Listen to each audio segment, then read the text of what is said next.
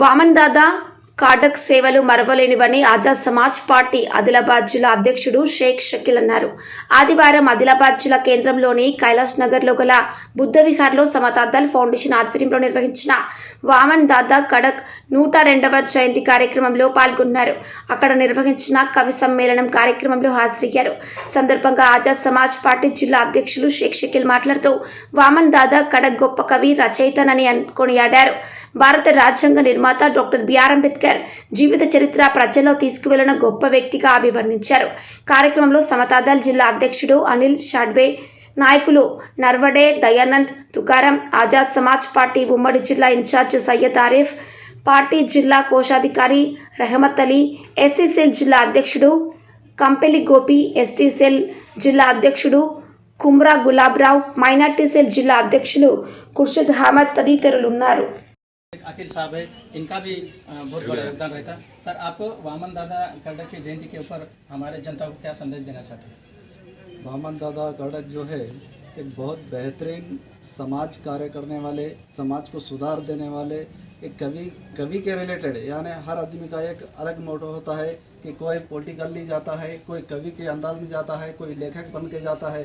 तो कवि के अंदाज से बहुत बेहतरीन अंदाज में बाबा साहेब के विचार को सबके सामने रखे और बाबा साहब के खाली नाम लेना नहीं है बल्कि उनका चरित्र अपने चरित्र के अंदर मिलाना है। ऐसा मैसेज तमाम अपने दलित भाइयों को, माइनॉरिटी भाइयों को, तमाम भारत देश के वासियों को उन्होंने दिया है।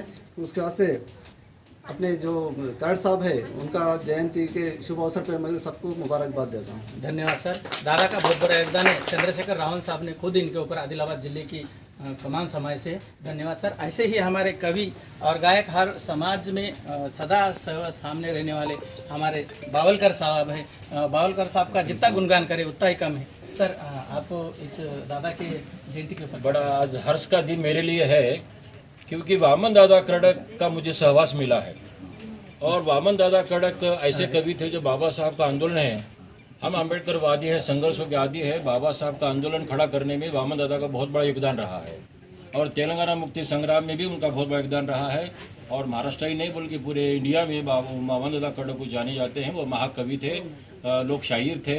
उन्होंने बहुत बड़ा समाज में बदलाव लाया है और उनकी तुलना किसी शायर से नहीं की जा सकती। वो सर्वश्रेष्ठ ऐसे हमारे लिए महाकवि थे।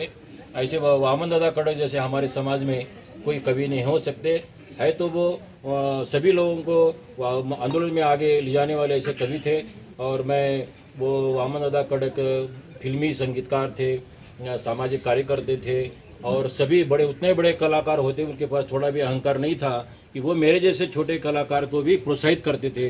उनके चाहने वाले पूरे भारत देश के अंदर में हैं।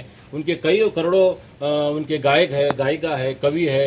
हमारे प्रेरणा स्रोत ऐसे हमारे महाकवि दादा हमारे गुरु कवि है और उसके मार्ग पर हम चलेंगे। और ये बहुजन समाज को शासन करती जमान जो वामन दादा कर्डक कहते थे कि हमारा अम्बेडकरवाद जो तीन एजेंडा है हमारा है कि हमें भारत को बौद्धमय करना है और उसके बाद में बहुजन समाज को शासन करती जमात बनाना है।